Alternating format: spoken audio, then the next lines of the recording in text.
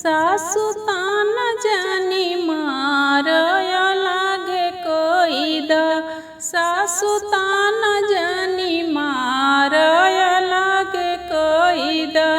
सासु नाही चाही ससुर नाही चाही सासु नाही चाही ससुर नाही चाही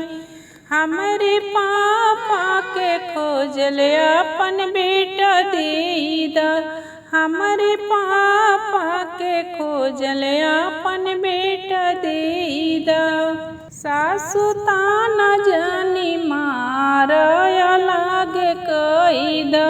पोतिर तान जानी मारय लागे कोई दा गोतिर तान जानी मारय लागे कोई दा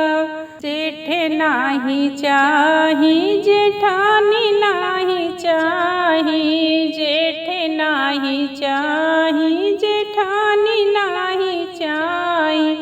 हमरे पापा के खोजले अपन देवर दे दा हमरे पापा के खोजले अपन देवर दे दा सासु तान जानी मारय लागे कोई दा